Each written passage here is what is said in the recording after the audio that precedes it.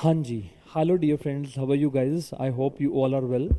हाँ जी गाइस, अगली चर्चा चालू करने का आज प्लान किया है, जो कि हमारी चर्चा रहेगी अगली कि ट्रांजैक्शन क्या होता है और ट्रांजैक्शन के दो पहलू कौन कौन से होते हैं, अकाउंट्स में उन्हीं पहलुओं को हम क्या कहते हैं। और ग्रेजुअली हम आगे चलते चले जाएंगे, जिसमें हम लोग आज रूल्स के बारे में बात करेंगे और क्लासिफिकेशन ऑफ अकाउंट्स के बारे में भी बात करेंगे।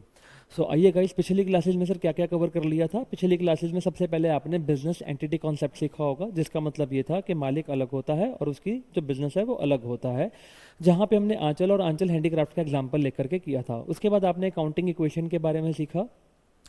अकाउंटिंग क्वेश्चन बेटा क्या कहती है? That is the liabilities plus capital is equal to the assets. तो हमने प्रॉपर वे से सारा केस स्टडी बना करके सब कुछ समझाया। उसमें हमको लाइबिलिटी का मीनिंग भी क्लियर हुआ, कैपिटल का मीनिंग भी क्लियर हुआ, एंड सो ऑन। हमें सारा कॉन्सेप्ट वहाँ पे क्लियर हुआ। उससे नेक्स्ट जो स्टेप आपने सीखा था वो सीखा था टाइप्स ऑफ दी एक्सपेंडिचर्स, के हमारे खर्चे किस किस प्रकार के होते हैं।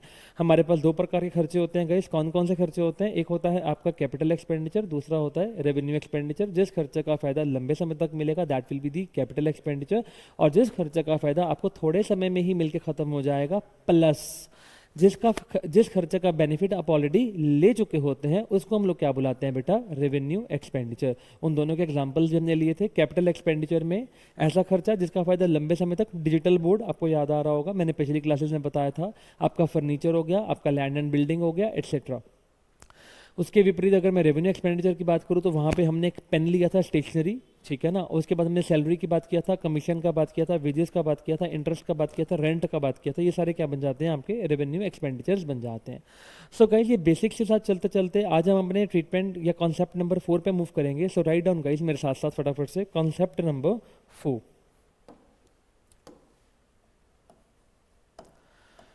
मीनिंग ऑफ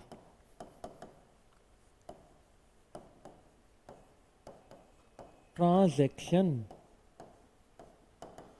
बेटा ट्रांजैक्शन का अर्थ क्या होता है? मैं एक दुकान पे गया, मैंने एक टी शर्ट परचेज किया, मैं टी शर्ट खरीदूंगा और उसको पैसे दे दूंगा। मैं बिल्कुल कॉमन सिंपल डेफिनेशन पे भी बात कर रहा हूँ। देखो, इसमें हम लोग काफ़ी ज़्यादा जो है टेक्निकलिटीज़ की भी बात नहीं करेंगे, अभी हम नॉर्मल बात कर रहे हैं। हमने क्या किया बेटा? एक टी शर्ट खरीदा है और साथ में पेमेंट करी है। क्या टी शर्ट आपके पास आई है? यस। क्या पेमेंट आपने करी है? यस। तो क्या लेना और देना दोनों हो रहे हैं? यस। सो गाइस, हर ट्रांजैक्शन के अंदर लेना और देना होगा ही होगा, होगा ही होगा। तो ट्रांजैक्शन का मतलब भी क्या होता है? एक्सचेंज करना। बेटा क्या करना? एक्सचेंज करना। तो बेटा ट्रांजैक्शन का मतलब सिंपली क्या होता है? एक्सचेंज होता है। और एक्सचेंज का मतलब क्या होता है? लेन देन होता है, लेना और देना होता है। लेकिन अकाउंट्स में बेटा हम लोग इसी लेना और देना को, या यूं कहूँ लेना देना के कॉन्टेक्स्ट से ऊपर उठकर हम लोग इतनी बात तो अभी डिस्कवर कर पा रहे हैं कि हर ट्रांजैक्शन का एक पहलू नहीं होगा, कम से कम दो पहलू होंगे ही होंगे।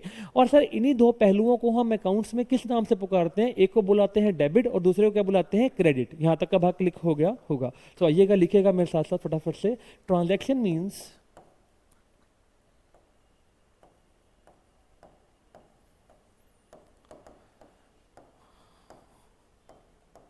exchange. Transaction means exchange of goods or services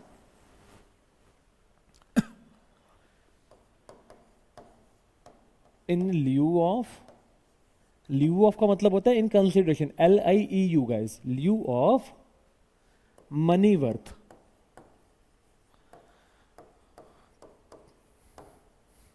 what is the meaning of money worth guys? पैसे के बदले में, या पैसे नहीं भी देंगे तो उधार भी करके आएंगे तो कभी ना कभी तो पेमेंट करेगा ना। फॉर एग्जांपल, मैंने टी शर्ट परचेज किया, मैंने कहा पेमेंट मैं देखो 2 दिन के बाद दूंगा, पर पेमेंट करूंगा तो सही ना? पेमेंट तो होगी ही ना। यस और नो गाइस? मैं फ्री में टी शर्ट थोड़ी घर पे लेकर आ गया, मुझे पेमेंट भी तो करनी पड़ेगी ना। समथिंग लाइक दैट, ठीक है ना। मैं इसलिए इसको मनी वर्थ बोल रहा हूँ। तो इसको बहुत ज्यादा पागल होकर नहीं सीखने का है, थोड़ा नॉर्मल होकर चलते हैं यार। अभी आगे चलेगा, लिखेगा it has two aspects. Her transaction के कितने पहलू होते हैं? 2 पहलू होते हैं गाइज। हाँ जी, वन एस्पेक्ट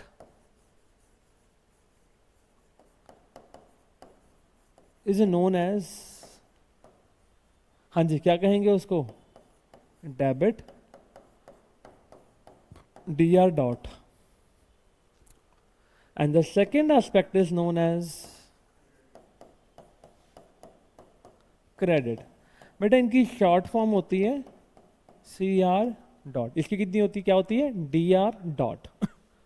ये शॉर्ट फॉर्म्स हैं। हाँ जी गाइस, यहाँ तक का मुद्दा क्लिक हो गया होगा। Yes sir.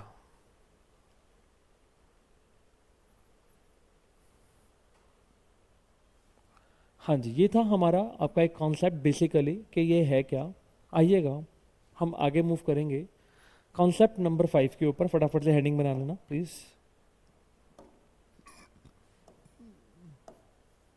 हाँ जी गाइस,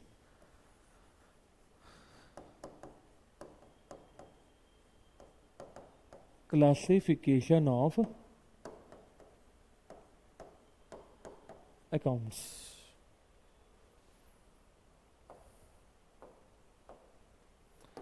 बेटा हमारे यहाँ पे दो प्रकार में हम अपने अकाउंट्स को क्लासिफाई करते हैं।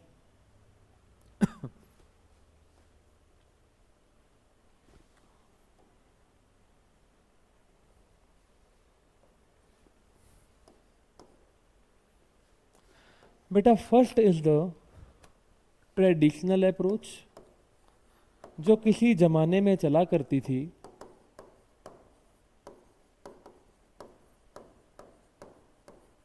And second is the modern approach.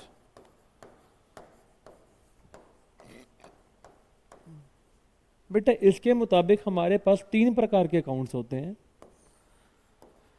Very simple guys, real accounts,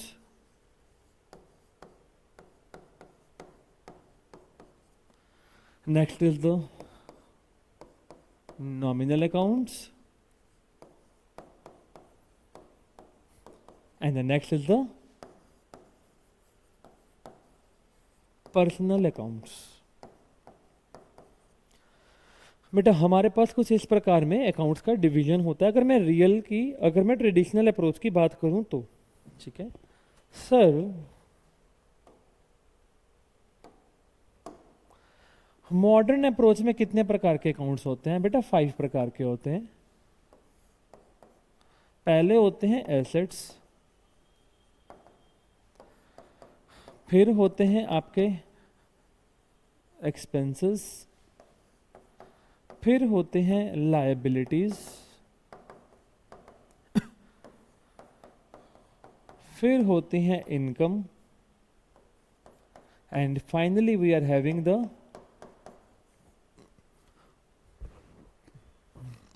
capital guys. Finally we are having the capital guys. So हमारे पास बेटा 5 प्रकार के अकाउंट्स होते हैं किसमें, मॉडर्न अप्रोच के अंदर। तो हमें कौन सी फॉलो करनी है?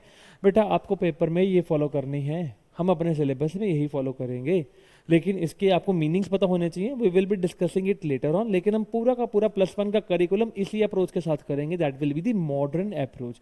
तो अगर मॉडर्न अप्रोच करनी है तो सबसे पहले हमें क्या करना पड़ेगा, इन सबके मीनिंग्स के बारे में जानना पड़ेगा। तो मेरा अगला हेडिंग वही रहेगा, फटाफट से आइएगा। हाँ जी guys, meaning of assets, meaning of assets sir. हाँ जी, एसेट्स क्या होते हैं सर? हाँ जी, डिस्कस कर लें थोड़ा सा। एसेट्स क्या होते हैं बेटा? ऐसे एक्सपेंडिचर्स, प्लीज फोकस, ऐसे एक्सपेंडिचर्स जिसका फायदा हमें लंबे समय तक मिलता है। ऐसा खर्चा जिसका फायदा हमें लंबे समय तक मिलता है, उन खर्चों को हम एसेट बुलाते हैं सर। फॉर एग्जाम्पल हमने कल भी किया था, आपको याद आ रहा होगा, हमने कल ऐसे ही खर्चे सीखे थे पिछली क्लास के अंदर, जिसका नाम था कैपिटल एक्सपेंडिचर। अगर याद आ रहा हो तो कैपिटल एक्सपेंडिचर कौन से खर्चे थे? वो खर्चे थे जिनका फायदा आपको लंबे समय तक मिलेगा। फॉर एग्जाम्पल बेटा लैंड एंड बिल्डिंग, आप लैंड एंड बिल्डिंग पे खर्चा करते हैं तो उसका फायदा आपको कई सालों तक मिलता है। सिमिलरली प्लांट एंड मशीनरी पे कहीं ऐसा खर्चा करते हो जिसका फायदा आपको कई सालों तक मिलता है। फिर हम लोग क्या एग्जांपल दे सकते हैं इसमें, फर्नीचर का एग्जांपल देते हैं, मोटर व्हीकल का एग्जांपल दे सकते हैं, एंड सो ऑन। तो ये जितने भी मैंने खर्चे आपके सामने रखे हैं, ये सारे के सारे खर्चे कौन से होंगे बेटा? एसेट्स कहलाएंगे। या यूं कहूँ, जितने भी कैपिटल एक्सपेंडिचर्स होते हैं वो एसेट्स ही होते हैं। यस सर, कैपिटल एक्सपेंडिचर को एसेट ही कहा जाता है। भाग समझ में आ गया होगा? Yes sir. तभी तो मैंने पिछली क्लास में कैपिटल एक्सपेंडिचर समझाया था। समझ में आ गया कि नहीं? हर चीज़ के पीछे लॉजिक होता है। हम यहाँ पे कोई भी फालतू की बात नहीं करेगा भाई, हम सब काम की बात करेगा यहाँ पे, ठीक है ना? तो यहाँ पे सबसे पहले आप लिख लेना। हाँ जी, मीनिंग ऑफ एसेट में पहला पॉइंट क्या बनेगा आपका? Capital expenditure.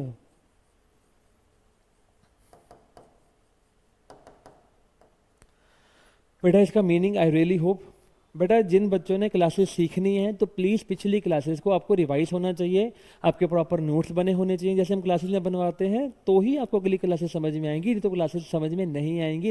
अब जितनी मर्जी कोशिश कर लीजिएगा, ठीक है? सो प्लीज़ गाइज, इस बात को आपने बहुत ध्यान से समझना है भैया, ठीक है? अगर ढंग से सीखना है बेटा बातों को, तो आपको प्रॉपरली पिछला रिवाइज करके आना पड़ेगा। गुड। तो गाइस कैपिटल एक्सपेंडिचर का मीनिंग मैं थोड़ा सा बता देता हूँ। क्या था भैया? लॉन्ग टर्म बेनिफिट वाले, यस और no? Yes sir. For example, land and building, plant and machinery,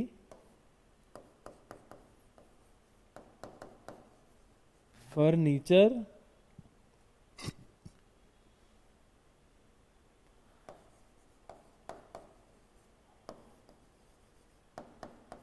motor vehicles, etcetera. बेटा हम लोग एसेट की डेफिनेशन को एक में कवर नहीं करेंगे, इसकी दो तीन बातें होंगी ताकि आपको प्रॉपरली कॉन्सेप्ट क्लियर हो, ठीक है? Yes sir. बेटा एक बात बताइएगा, बड़ी सिंपल सी बात आपको बोल रहा हूँ। ऐसी चीज़ें, हिंदी में लिखवाऊंगा इसको, ऐसी चीज़ें जिसके होने से तुम्हें ज़िंदगी में सुकून मिले। सर क्या है सुकून मिले? ये कैसी बातें कर रहे हो?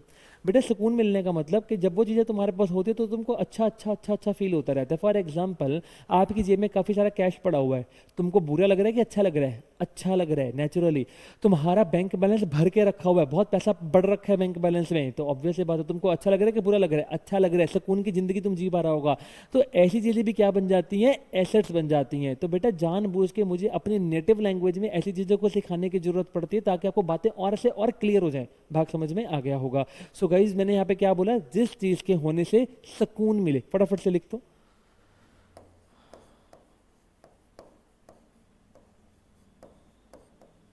जिस चीज के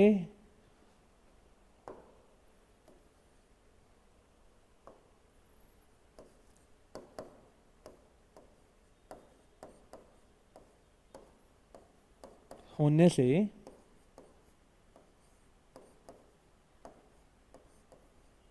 सुकून मिले। हाँ जी, एग्जाम्पल, कैश, बैंक बैलेंस,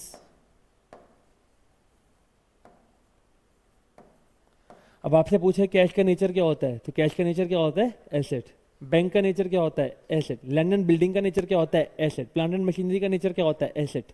ठीक है, वेरी गुड।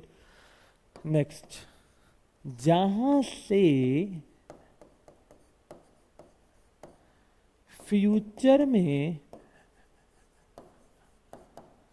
कुछ पैसा आने का उम्मीद हो। फॉर एग्जाम्पल क्या? सुनते जाओ बेटा। आंचल हैंडीक्राफ्ट एक फॉर्म थी जिसके बारे में हम अपनी बुक्स ऑफ अकाउंट्स कल बनाना सीखा था। आपको मैंने बताया था कि हम लोग हमेशा बुक्स ऑफ अकाउंट्स किसकी बनाते हैं? मालिक के। बिजनेस का याद आना चाहिए बेटा, आपको सारे पॉइंट्स आपको याद रखने हैं। लेटर से ये बिजनेस है, बिजनेस ने क्या किया? सुनते जाना। इसने गुड्स सेल किए। इसने क्या बेचा? गुड्स। सर गुड्स क्या होते हैं? गुड्स बोलते हैं माल को, स्टॉक को, ठीक है ना? उसको फिलहाल समझने के लिए हम क्या बोल रहे हैं? गुड्स बोल रहे हैं। जिसमें एक बिजनेस डील करता है, ठीक है ना? अगर आपका कपड़े काम है तो कपड़े को क्या बोलेंगे? गुड्स बोलेंगे, ठीक है ना? तो एक पर बिजनेस है, उसने क्या किया? गुड्स को सेल किया। हाँ जी, गुड्स को सेल किया। किसको? राम को सेल किया।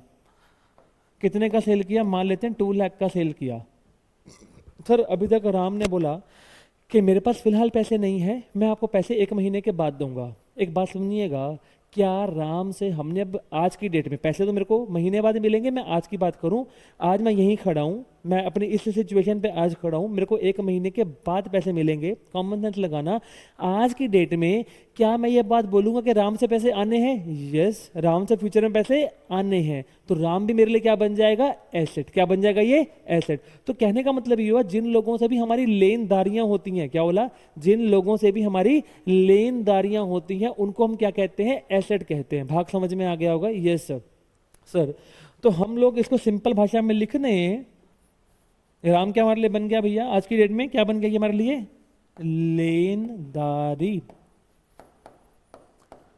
सर एक बात बताइएगा, मैंने कहा पूछिए। सर राम को टेक्निकली हम क्या कहते हैं अकाउंट्स के अंदर? बेटा राम को टेक्निकली हम कहते हैं, सुनते जाना, जिन लोगों से हमने पैसा लेना होता है, मैं फिर से रिपीट करूं, जिन लोगों से हमने पैसा लेना होता है उन सबको टेक्निकली हम क्या बुलाते हैं? डेटर। क्या बुलाते हैं उसको? डेटर। अच्छा, लिखते लिखते डेबिटर है पर बुलाते डेटर है। हाँ जी, इसके स्पेलिंग क्या होंगे? DEBTOR। यहां तक का भाग सारा क्लिक हो गया? Yes sir. सो क्या बुलाएंगे उसको हम लोग? डेटर। यहां तक का भाग क्लिक है? Yes sir. पक्का पक्का पार्ट क्लिक हो गया? यस। सो इसको नोट डाउन फटाफट से कर लीजिए।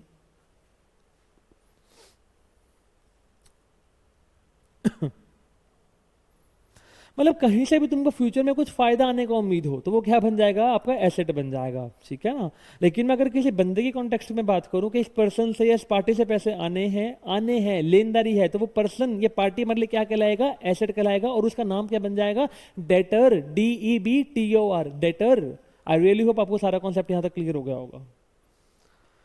तो एसेट को हमने तीन संदर्भों में, तीन कॉन्टेक्स्ट में सीखा। पहला कॉन्टेक्स्ट क्या था? Capital expenditure. दूसरा कॉन्टेक्स्ट क्या था? होने से सुकून मिले, कैश बैलेंस, बैंक बैलेंस। अगला, जिन लोगों से कल को पैसा आएगा, जिन चीजों से या फ्यूचर में जिस चीज से भी पैसा आएगा, that will become what guys? Asset. भाग क्लिक हो गया होगा, मुझे पूरी पूरी पूरी उम्मीद है बेटा। सो गाइस यहाँ तक का मुद्दा क्लिक होता होगा, मैं अपने मुद्दे की ओर आगे बढ़ने का प्रयत्न करूँ। भैया नोट्स बनाते रहना प्लीज, ऑनलाइन वालों प्लीज गाइस नोट्स बनाते रहना। गाइस अब मेरा एक मुद्दा खत्म हो गया, एसेट। अगला क्या था बेटा? याद करवाएंगे, एक्सपेंस। क्या है अगला बेटा? चेक करिएगा, एक्सपेंस। मैं मॉडर्न अप्रोच की बात कर रहा हूँ गाइस। हाँ जी गाइस, अगला क्या है? एक्सपेंस।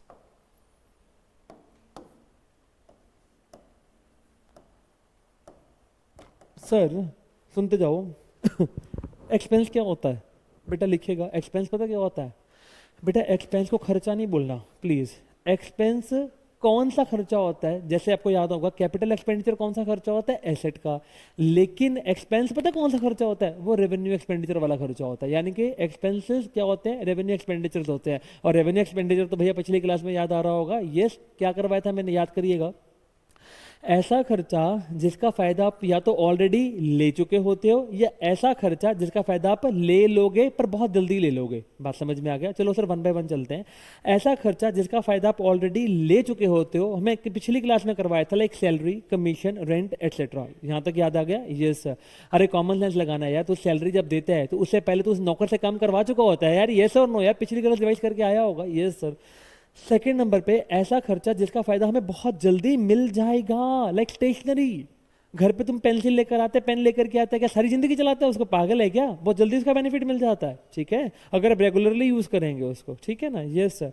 तो मैं एक्सपेंस की परिभाषा में क्या लिखूंगा? सिंपल दो शब्द, रेवेन्यू एक्सपेंडिचर, बस खत्म। और कुछ लिखने की लोड़ ही नहीं है।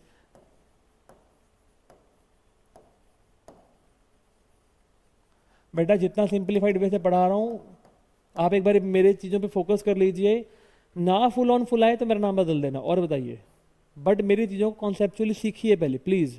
हमेशा एक बात याद रखो, रट्टा मारना महापाप है, महापाप। अगर आप अकाउंट्स में रट्टा मार रहे हो तो आप लाइफ में सक्सीड नहीं कर पाओगे। फिर प्लस टू में यही सोचते रहोगे कि यार अब हम लोग कोर्स चेंज करेंगे, अब हमें कॉमर्स को कैरी ऑन नहीं करना है या अकाउंट्स को कैरी ऑन नहीं करना है।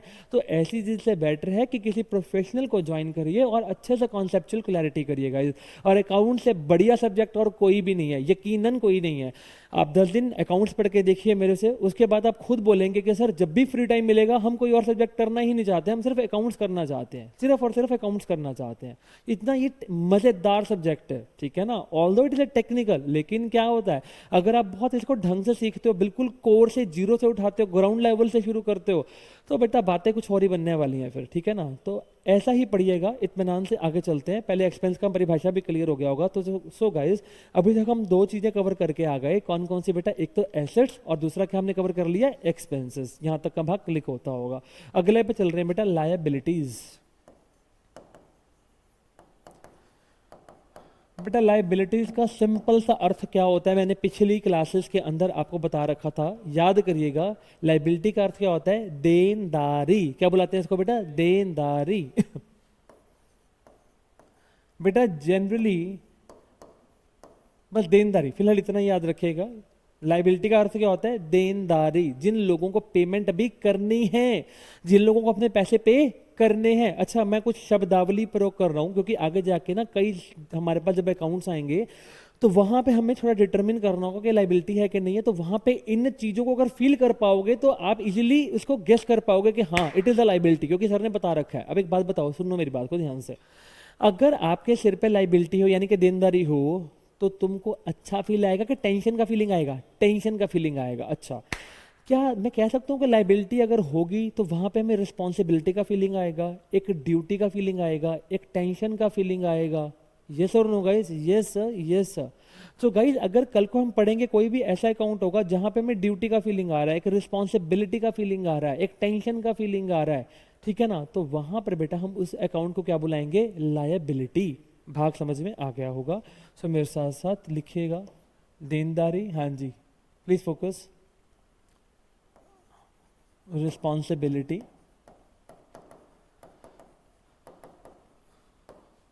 Duty, tension etcetera. बेटा यहाँ पे ऐसी सी भावना प्रकट हो रही होगी। सर कैसी भावना? बेटे ऐसी भावना प्रकट हो रही होगी, कोई और भावना में मत चले जाना तुम लोग। चलो वापस आते हैं, यहाँ तक का भाग क्लिक हो गया होगा, ठीक है जी। अच्छा, एक और शब्द भी मैं प्रयोग कर दूं। हाँ जी गाइस, ये है बिजनेस। इसने क्या किया? शाम से माल खरीदा है। कितने का माल खरीदा? 3 लाख रुपए का माल खरीदा, पर इसने क्या बोला? पेमेंट मैं आपको 2 महीने के बाद करूंगा। सो क्या आज की डेट में जब बिजनेस ने 3 लाख का माल लिया, किससे? शाम से लिया, तो कॉमन सेंस लगाओ, क्या अब फ्यूचर में बिजनेस ने पेमेंट करनी है? द आंसर इज यस, करनी है। जब फ्यूचर में हमने पेमेंट करनी है तो हमारी क्या बन गई है? देनदारी बन चुकी है। परंतु बेटा ध्यान से समझिएगा, अब हमारा क्या बन गया? शाम के प्रति देनदारी बन चुका है। और बेटा शाम को हम टेक्निकली अपनी किताबों में किस नाम से पुकारते हैं? इसको बुलाते हैं क्रेडिटर। क्या बुलाते हैं इसको? क्रेडिटर। डेटर याद आ रहा है? थोड़ी देर पहले बताया था, जिन लोगों से पैसे लेने होते हैं। क्रेडिटर कौन होते हैं? जिन लोगों को पैसे देने होते हैं, वो देनदारियां हैं। भाग समझ में आ गया होगा? Yes sir. तो इसको शाम को हम क्या बुलाएगा? इसको बुलाएगा क्रेडिटर। CREDITOR, creditor. भाग समझ में आ गया होगा? यस और नो गाइस? Yes sir. हाँ जी गाइस। सर यहाँ तक के मुद्दे सारे क्लिक हो गए होंगे। आइएगा सर, अगला है क्या था बेटा? इनकम। अच्छा, इनकम का मतलब क्या होता है बेटा? इनकम का मतलब आपके समझने के लिए फिलहाल फायदा लिख लो, फायदा। अच्छा, फायदा क्या हुआ? अरे मेरे को एक बात बता यार, 50,000 का फर्नीचर था तेरे पास, 50,000 का फर्नीचर था, तूने उठा के बेच दिया इसको 60,000 रुपए का। क्या 10 का मुनाफा हो गया? इसे 10 के मुनाफे को क्या बुलाते हैं? फायदा, बोले तो इनकम। भाग समझ में आ गया कि नहीं आ गया? यस और नो? Yes sir. तो इनकम का सीधा सीधा अर्थ क्या है? फायदा। That's it. दोबारा और टेंशन लेने का लोड ही नहीं है। सो गाइस अभी तक 4 पढ़ लिए। कौन कौन से guys? Assets, expenses, liabilities, incomes, and the last one will be the capital. और खुशी की बात है मैं कैपिटल का मीनिंग आपको ऑलरेडी बता चुका हूं, पिछली क्लासेस याद करिएगा मैंने क्या बताया था। आंचल हैंडीक्राफ्ट की जो देनदारी आंचल के प्रति होती थी उसको हम क्या बुलाते थे बेटा, याद करिएगा, कैपिटल। सर आंचल हैंडीक्राफ्ट ने कितने पैसे उसे लिए थे आंचल से? 10 लाख रुपए लिए थे, मालिक से 10 लाख रुपए लिए थे। तो क्या अब आंचल हैंडीक्राफ्ट ने मालिक को 10 लाख फ्यूचर में वापस करने हैं? यस। तो liability of the business towards its owner is known as what, capital. Guys खत्म हो गया, भाग समझ में आ गया कि नहीं? यस सर, यही है हमारा पढ़ाने का तरीका मेरे भाई, आइएगा समझिएगा। यहां पे लिख लेते हैं कैपिटल का अर्थ please. The liability of the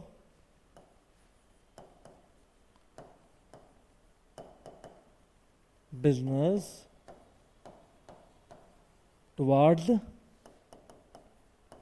its owner known as capital known as capital। भाग समझ में आ गया कि नहीं आ गया? बोलो ना जी, yes sir, yes sir, yes sir. हाँ जी गाइस, हमारे केस में कैपिटल कितनी थी? जो हमने कल की क्लासेस, पिछली क्लासेस में जो सीखा था वहां पे हमारी कैपिटल कितनी थी बिजनेस की? अबे कैपिटल का मतलब क्या होता है? मालिक के प्रति देनदारी, बस हिंदी में लिखे इस बात को।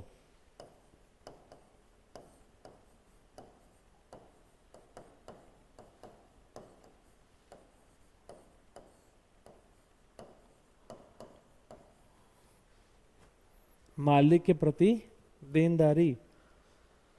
हाँ जी, हमारे केस में कितनी थी बेटा पिछली क्लासेस के अंदर? 10 लाख। अगर पिछली क्लासेस नहीं लगाई तो एक बार लगा लोगे तो आपको ज़्यादा समझ में आएगा मेरे भाई, ठीक है ना? चलो, यहाँ तक का भाग बिल्कुल क्रिस्टल क्लियर होता होगा, मुझे पूरी पूरी उम्मीद है।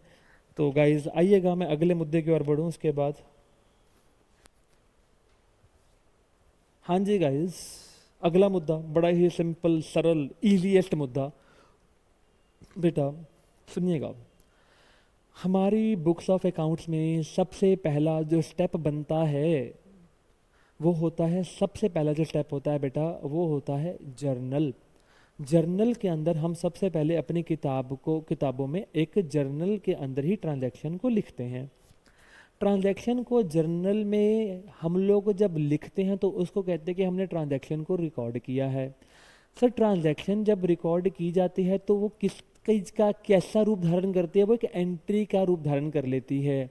तो हम उसी को क्या बुलाते हैं? जर्नल एंट्री बुलाते हैं। वो कैसे करेंगे थोड़ी देर में सिखाता हूँ।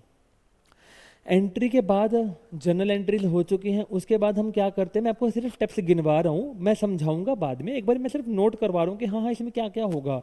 उसके बाद क्या हम करते हैं बेटा, लेजर अकाउंट्स बनाते हैं। लेजर को क्या बुलाते हैं? क्लासिफिकेशन बुलाते हैं। उसके बाद हम क्या बनाएंगे आपका, हम लोग उसके बाद बनाएंगे ट्रायल बैलेंस। तो ये 3 मुद्दे मेरे फिलहाल रहेंगे। तो सबसे पहले हमने क्या बनाया? जर्नल। जर्नल को बुलाते हैं रिकॉर्डिंग करना, सुनते जाओ। फिर क्या बनाते हैं? लेजर। जब लेजर में हम काम करते हैं तो उसको क्या बोलते हैं? क्लासिफिकेशन करना। और बाद में हम क्या बनाएंगे? Trial balance. ये क्या होते हैं सर, हमें तो पता ही नहीं है। अरे मैंने को तो समझा दिया, मैं तो अभी आपको हवाई यात्रा करवा रहा हूँ कि इसमें ये काम होगा, बात खत्म हो गई। ट्रायल बैलेंस, अच्छा है। उसके बाद हम लेजर के बाद क्या बनाते हैं? Trial balance. ट्रायल बैलेंस किसका पार्ट होता है? समराइजिंग का, ठीक है जी। अच्छा, उसके बाद हम क्या बनाएंगे? फाइनेंशियल स्टेटमेंट्स बनाएंगे। फाइनेंशियल स्टेटमेंट्स में क्या क्या बनेगा वो थोड़ी लंबी चर्चा है, मैं आराम से करूंगा, लेकिन मैं मुद्दे की बात पे कर दूं, छोड़ो उन बातों को। मेरे को जर्नल की बात आप लोगों के साथ साझा करनी है, प्लीज गाइस, मुझे जर्नल की बातें आप लोगों के साथ साझा करनी है कि जर्नल में होता क्या है। इधर देखो बेटा, सबसे पहले इधर देखो।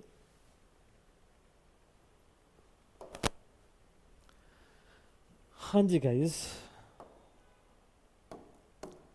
बेटा जर्नल के अंदर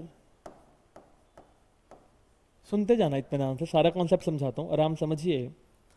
जर्नल के अंदर क्या डलेंगी? जर्नल एंट्रीज डलेंगी। जर्नल एंट्रीज में क्या होगा? एक अकाउंट डेबिट होगा। अच्छा, दूसरा अकाउंट क्या होगा? क्रेडिट होगा। सर 2 लड़ाइयां आएंगी अब हमारे सामने। सर अकाउंट कौन सा ओपन करना है? और किसको डेबिट करना है, किसको क्रेडिट करना है। यही दो लड़ाइयां हमारे पास आ रही है। मैं वन बाय वन वो डिस्कस करूंगा जब जर्नल में आऊंगा। लेकिन आज हम सबसे पहले rules of debit and credit तो सीखने वाले हैं कि सर किसको डेबिट करते हैं, किसे कब क्रेडिट करते हैं, और मैं कौन सी अप्रोच करवा रहा हूँ, मॉडर्न अप्रोच करवा रहा हूँ। ठीक है, उसके अकॉर्डिंग सुनिएगा कि कैसे कैसे काम होगा, आराम से समझिएगा।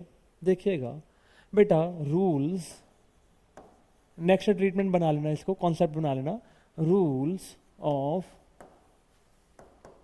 Debit and credit. बेटा इसमें हम दो कैटेगराइजेशन कर रहे हैं। हाँ जी गाइस, इसमें पहली कैटेगराइजेशन कौन सी होगी, प्लीज फोकस करिएगा, मेरे को देखिएगा, अपने प्यारे प्यारे सर को देखिएगा। सबसे पहले इसमें कैटेगराइजेशन होगी, हम सबसे पहले एक बकेट में रखेंगे या एक साइड पे रखेंगे क्या, एसेट्स और एक्सपेंसेस, और दूसरी जगह पर रखेंगे हम क्या, LIC, बोले तो liability, income and the capital. ये दो हम दोनों को बाइफरकेट करके कैटेगराइज करके लिखेंगे, क्योंकि एसेट्स और एक्सपेंसेस पे एक प्रकार का रूल अप्लाई करेगा और लायबिलिटी, इनकम, कैपिटल पे अलग रूल अप्लाई करेगा, तीनों पे एक जैसा करेगा अप्लाई। आइएगा देखिएगा सबसे पहले कैसे काम होगा, इत्मीनान से समझिएगा। ये है आपके एसेट्स और ये क्या है बेटा, आपके एक्सपेंसेस। इन दोनों के ऊपर एक ही रूल अप्लाई करेगा। क्या रूल अप्लाई करेगा, समझ लीजिए पहले बेटा। अगर इंक्रीज आ रहा है, इंक्रीज को मैं ऐसे भी लिखता हूं, अगर इंक्रीज आ रहा है तो हम क्या करेंगे बेटा, डेबिट। क्या करेंगे बेटा, डेबिट। अच्छा, इसको याद करना है, इसके पीछे कोई लॉजिक नहीं है, you have to learn it guys. इसको बाय हार्ट आपको रिवाइज रट्टा करना है इसको कि हाँ सर ये तो ऐसे ही करना है, बात खत्म। ठीक है ना, हाँ जी गाइज, कॉमन सेंस। अगर इंक्रीज कर रहे हैं डेबिट, कॉमन सेंस, तो डिक्रीज क्या कर रहे होंगे, क्रेडिट। भाग समझ में आ गया, यस सर बिल्कुल क्लियर हो गया। अच्छा, एक और खुशी की बात, अगले हमारे पास क्या रह जाएंगे, लायबिलिटीज, इनकम्स, कैपिटल। सर यहां पे कैसे काम करवाओगे, सुनते जाओ। सर अगर इनमें इंक्रीज आएगा तो इसे उल्टे रूल लगाने हैं, जो रूल आपने यहां लगाया उसे उल्टा हुआ लगाना, तो कॉमन सेंस लगाना। अगर यहां पे इंक्रीज डेबिट है तो वहां पे इंक्रीज क्या हो जाएगा, क्रेडिट, और यहां पे यदि डिक्रीज क्रेडिट है तो वहां पे डिक्रीज क्या हो जाएगा, डेबिट। अब भाग समझ में आ गया कि नहीं आ गया, यस सर, क्या सिंपल है सर। लिखिएगा इधर इंक्रीज क्रेडिट और यहां पे डिक्रीज क्या करेंगे भैया, डेबिट। लॉजिक क्लियर हो गया जी, यस सर बिल्कुल क्लियर हो गया जी, मजा आ गया, समझ में आ गया जी, यस और no sir, yes sir, yes sir, yes sir. एक और बात, क्लास खत्म होने पे आई है, इसको याद करना है, इसको अच्छे से रट लो, बैठ करके रिवाइज कर लो, क्योंकि यही ही बार बार आएगा। मैं फिर से रिपीट कर दूं, जब एसेट और एक्सपेंसेस में इंक्रीज आएगा तो डेबिट, डिक्रीज आएगा तो क्रेडिट। इसे उल्टा रूल लगाना है, LIC का मतलब क्या होता है, लाइफ इंश्योरेंस कॉर्पोरेशन। अरे नहीं मेरे भाई, अकाउंट्स में इसका मतलब हम क्या बोल रहे हैं, लायबिलिटीज, इनकम, कैपिटल। अगर इनमें इंक्रीज आ रहा है तो क्रेडिट और इनमें यदि डिक्रीज आ रहा है तो डेबिट। तो वो जो रूल आप उसमें लगा रहे हो यहाँ पे उल्टे रूल लगाने हैं, और कुछ भी नहीं है मेरे भाई, बहुत सिंपल है, very very very simple guys, VVS। ठीक है, VVS बोले तो वेरी वेरी सिंपल, बहुत सिंपल है, इसको तो अच्छे से याद कर लो। सो गाइस, जरा आप सब बच्चे, मैं कुछ क्वेश्चन बोल रहा हूँ, जरा आप रिवाइज करके देखना, आप सही सोच पा रहे हो कि नहीं सोच पा रहे हो। एक बार इसको ना 1 मिनट लगाओ, इसको याद कर लो पहले फटाफट से, फिर मैं कुछ क्वेश्चन क्लास में प्रैक्टिस करवाता हूँ। ठीक है ना, ऑनलाइन वालों तुम भी ट्राई करना, बोल बोल के देखना, ठीक है ना, प्लीज इसको एक बार देख लीजिए।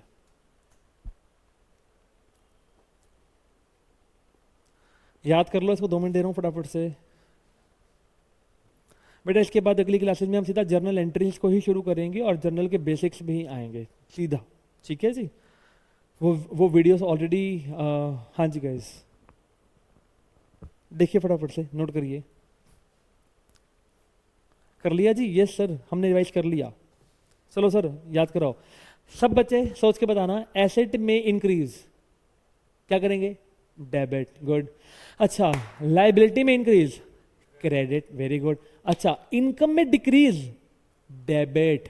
कैपिटल में decrease, debit, very good. Expenses में इंक्रीज, डेबिट, डेबिट। अच्छा, एक्सपेंसेस में डिक्रीज, क्रेडिट। अच्छा, लायबिलिटी में डिक्रीज, डेबिट। अच्छा, इनकम में डिक्रीज, डेबिट। अच्छा, कैपिटल में इंक्रीज, क्रेडिट सर। एसेट में डिक्रीज, क्रेडिट।